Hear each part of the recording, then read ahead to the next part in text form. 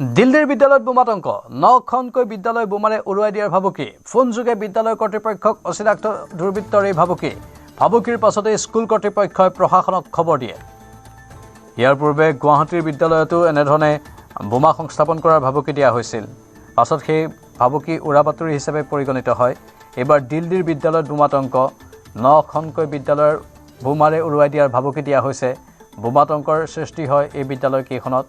অৱশ্যে লগে লগে অভিভাৱকসকলক মাতি পঠিওৱা হয় আৰু তেওঁলোকৰ হাতত সন্তানসকলক গতাই দিয়া হয়। 9খনকৈ বিদ্যালয় বোমাৰে উৰুৱাই দিয়াৰ ভাবুকি দিছিল। ফোনযোগে এই ভাবুকি পোৱাৰ পাছতেই প্ৰশাসনৰ সৈতে যোগাযোগ স্থাপন কৰে বিদ্যালয় কৰ্তৃপক্ষই আৰু প্ৰশাসনে সকলো পদক্ষেপ গ্ৰহণ কৰিছে। हमारे पास मैसेज के अकॉर्डिंग हम आए, मैसेज देखे तो आ गए मैम से बात करके। सर अब क्या स्कूल में कुछ बताया नहीं, हम तो गए बच्चे लेके आ गए, बस स्कूल ने कुछ नहीं बताया मुझे। अचानक से ही मैसेज आया, ऐसा कुछ नहीं था। सुबह तो हम छोड़ के गए, अच्छा खासा सब सही था। अचानक से अभी मैसेज आया तब हम आए यहाँ लेने भाग के। कुछ इमरजेंसी हो गई है तो आप अपने बच्चों को ले जाइए, ये मैसेज आया। ये फ्रिक्वेंटली हो रहा है अभी, तो गवर्नमेंट को भी देखना चाहिए इसमें, बिकॉज ये अननेसेसरी हरास कर रहे हैं पेरेंट्स को भी, और थोड़ा सा टेंशन भी आता है पेरेंट्स को कि हर मतलब ये पिछले महीने भी हुआ है सेम इंसिडेंट, तो ये नहीं होना चाहिए। गवर्नमेंट को इस पर काम करना चाहिए। बहुत ज़्यादा परेशान है सर, अपना ऑफिस छोड़ के हमें आना पड़ रहा है। और ये एक हफ्ते पहले भी ये सेम प्रॉब्लम हमने क्रिएट करी है और सेम प्रॉब्लम आज भी हो गई है।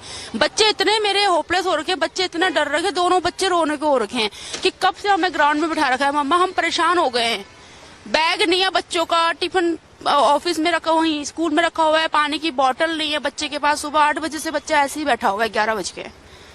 परेशान हो रहे हैं बच्चे में। हमेशा का हर दो दिन बाद ये धमकियां आ जाती है, हर 2 दिन बाद ये धमकियां आ रही हैं। क्या हो रहा है मेरे को तो कुछ समझ में नहीं आ रहा।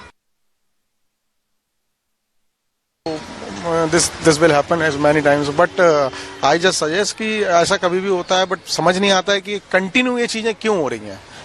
उसके पहले भी करीब 10 दिन पहले भी था, तब भी ये चीज एक बारी पहले भी हुई थी। उसके पहले भी कई बारी 2-3 बार उसके पहले भी हो चुका है।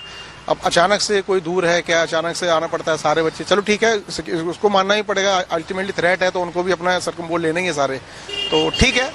और बकाया मैसेज तो तुरंत आ गया था स्कूल की तरफ से, तो पिक करना है बच्चों का, जो भी है उनको सेफ जोन में वहाँ पे जो है स्कूल की तरफ से जो है ना बच्चों को ग्राउंड में अलग से उनके बैग्स वगैरह अंदर रख के जो है अलग से, जिससे भी थ्रेड हो सकता है, जो भी चीज़ें हो सकता है कि बैग के अंदर कोई जो व्हाटएवर जो भी हो, नहीं पता हमें, लेकिन एक सोच है कि हो सकता है ऐसा हो। बट ये कि बच्चों को सेफ जोन में उन्होंने एक ग्राउंड के अंदर इकट्ठा असेंबल किया हुआ है, असेंबली में एक जगह पे। ठीक है, ये चीज़ तो थोड़ा ठीक है, ऐसा नहीं है कि बच्चों को उधर काफ़ी सिक्योरिटी है, काफ़ी कुछ मैनेज किया हुआ है। परेशान तो बहुत ही होते हैं, डर जाते हैं ऐसे कि बम विस्फोट है, तुरंत फिर लेने आना पड़ता है बच्चों को।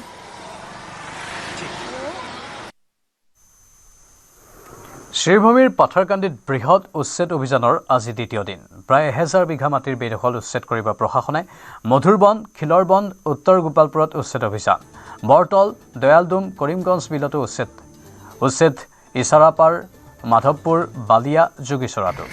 মাগুৰা উত্তৰ চলমনকে ধৰি সংৰক্ষিত বনাঞ্চলতো উচ্ছেদ অভিযান। 10 সহস্ৰাধিক পৰিয়ালক দিয়া হৈছিল উচ্ছেদৰ জাননী। আৰু ক'ৰবাত হাতী লগাই উচ্ছেদ চলোৱা হৈছে, এক্সকেভেটৰো লগোৱা হৈছে। উচ্ছেদৰ জাননী লাভৰ পাছতেই একাংশই নিজে অৱশ্যে বেদখল ত্যাগ কৰিছে।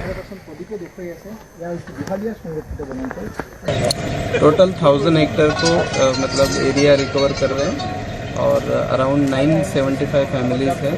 ऑलरेडी लोग चले गए हैं, अब बस हम मतलब उसको एरिया रिकवर कर रहे हैं। 2 रिजर्व फॉरेस्ट है, दोहालिया रिजर्व फॉरेस्ट और बादशाही टीला रिजर्व फॉरेस्ट। 45 JCBs है टोटल, और अराउंड मतलब फॉरेस्ट डिपार्टमेंट का फोर्सेस अगर देखा जाए तो 300 है और लेबर अराउंड 400 है। नहीं, हमने नोटिस दिया हुआ है, 1 by 1 हम करते रहेंगे। মণিপুৰৰ উখৰুলত উত্তপ্ত পৰিস্থিতি। পুনৰ গোষ্ঠী সংঘাতত জ্বলিছে মণিপুৰ। উখৰুলৰ লিটান এলেকাত অনিৰ্দিষ্টকালীন সান্ধ্য আইন জাৰি কৰা হৈছে। উখৰুলৰ লিটান অঞ্চলত 2 জনগোষ্ঠীৰ আক্ৰমণ প্ৰত্যাক্ৰমণ। কুকি আৰু টাংখুল নগা জনগোষ্ঠীৰ মাজত সংঘাত। শনিবাৰে নিশা লিটান চাৰিখেং গাঁৱত উত্তেজনাৰ সৃষ্টি হয়। টাংখুল নগা লোকক কুকি লোকে প্ৰহাৰক লৈ হৈছিল উত্তপ্ত পৰিস্থিতি। নিশা 2টা জনগোষ্ঠীৰ কেইবাটাও ঘৰত অগ্নিসংযোগ কৰা হয়। উল্লেখযোগ্য যে 3 কুকি বিধায়কৰ চৰকাৰত অন্তৰ্ভুক্ত কৰাৰ পাছৰে পৰা অব্যাহত আছে উত্তেজনা।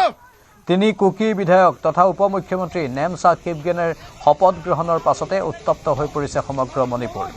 এই ঘটনাৰ ক্ষোভ উজাৰি মণিপুৰৰ ঠায়ে ঠায়ে অব্যাহত আছে প্ৰতিবাদ বিশেষকৈ কুকি জনগোষ্ঠীৰ মাজত বৃদ্ধি পাইছে উত্তেজনা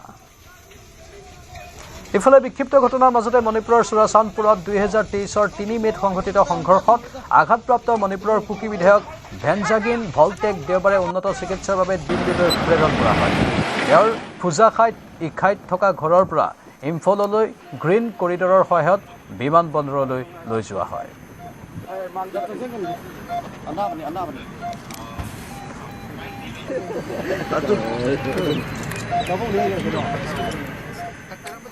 পুনৰ বহিৰাজ্যত অসমৰ যুৱকৰ ৰহস্যজনক মৃত্যু ৰেলৰ শৌচাগাৰত উদ্ধাৰ তামোলপুৰৰ যুৱকৰ মৃতদেহ উত্তৰ প্ৰদেশৰ কানপুৰত উদ্ধাৰ হৈছে তামোলপুৰৰ 38 বছৰীয়া যুৱক ৰবিচৰণ দাসৰ নিথৰ দেহ গুজৰাটৰ মাছৰ কোম্পানীত কাম কৰি ৰেলেৰে ঘৰলৈ উভতি আহি থকাৰ পথত ৰেলৰ শৌচাগাৰত উদ্ধাৰ হয় যুৱকজনৰ মৃতদেহ ৰবিচৰণ দাসৰ মৃত্যুৰ খবৰে শোকস্তব্ধ কৰি তুলিছে সমগ্ৰ অঞ্চলটো অৰ্থৰ অভাৱত কানপুৰৰ পৰা পুত্ৰৰ মৃতদেহ আনিবলৈও অপাৰক দৰিদ্ৰ পৰিয়ালটো যাৰ বাবে মুখ্যমন্ত্ৰী হিমন্ত বিশ্ব শৰ্মাক যুৱকজনৰ মৃতদেহ ঘৰলৈ আনিবলৈ কাতৰ অনুৰোধ জনাইছে দুৰ্ভগীয়া পৰিয়ালটোৱে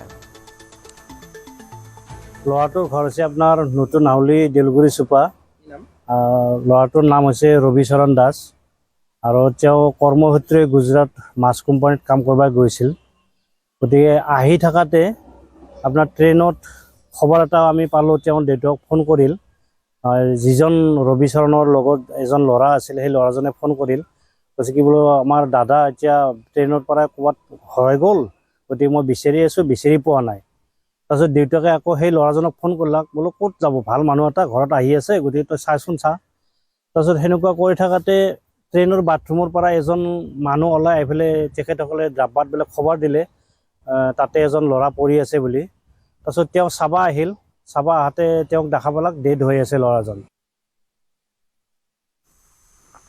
কাইলৈৰ পৰা আৰম্ভ হ'ব মেট্ৰিক পৰীক্ষা 1046টা কেন্দ্ৰত অনুষ্ঠিত হ'ব মেট্ৰিক পৰীক্ষা এইবাৰ পৰীক্ষাত অৱতীৰ্ণ হ'ব 3,30,744 গৰাকী ছাত্ৰ ছাত্ৰী আনহাতে বুধবাৰৰ পৰা অনুষ্ঠিত হ'ব হায়াৰ ছেকেণ্ডেৰী পৰীক্ষা 831টা কেন্দ্ৰত অনুষ্ঠিত হ'ব পৰীক্ষা তিনিটা শাখাত অৱতীৰ্ণ হ'ব 4,38,565 গৰাকী পৰীক্ষাৰ্থী প্ৰতিটো পৰীক্ষা কেন্দ্ৰত চিচিটিভি কেমেৰা লগোৱাটো বাধ্যতামূলক কৰা হৈছে শিক্ষাৰ্থীয়ে পৰীক্ষা দিব তেওঁলোকক মই মোৰ শুভেচ্ছা যাচিছোঁ এই বছৰ হাইস্কুল পৰীক্ষা 1046টা চেণ্টাৰত 4,38,565 জনে পৰীক্ষা দিব আৰু হায়াৰ ছেকেণ্ডেৰী 821টা চেণ্টাৰত 3,30,744 জন কেণ্ডিডেটে পৰীক্ষা দিব এই পৰীক্ষাৰ কাৰণে যাৱতীয় প্ৰস্তুতি আমাৰ আৰম্ভ হৈছে মানে আৰম্ভ নহয় আমাৰ ফালৰ পৰা অলপ শেষৰ ফালেই গৈ আছে আমাৰ মানে বাকী চব এক্টিভিটিজ হৈ গৈছে মাত্ৰ প্ৰশ্ন কাকত পঠিওৱা কামটো আৰম্ভ হ'ব আৰু শেষ হ'ব প্ৰায় 5-6 তাৰিখে আমি শেষ কৰিম গোটেই বস্তুটো প্ৰক্ৰিয়াটো এই বছৰৰ এটাই নতুনত্ব আছে in case of high school এক্সামৰ ক্ষেত্ৰত যে আগতে আমি কুৱেশ্যন পেপাৰবিলাক এটা কুৱেশ্যনতে প্ৰত্যেকটা লেংগুৱেজ লিখি দিছিলোঁ 5টা লেংগুৱেজত আমি কুৱেশ্যন পেপাৰ কাটো এইবছৰ আমি কিন্তু কুৱেশ্যনটো লেংগুৱেজ ৱাইজ বনাইছোঁ অসমীয়া পৰ্চন বেলেগকৈ ইংলিছ বেলেগকৈ বঙালী বেলেগকৈ হিন্দী বেলেগকৈ এনেধৰণে লেংগুৱেজবিলাক বেলেগ বেলেগকৈ বনোৱা আছে বড়ো বেলেগকৈ গতিকে যি ষ্টুডেণ্টে যিটো ভাষাত পৰীক্ষা দিব তেওঁ নিজৰ ভাষাটো চালে হৈ যাব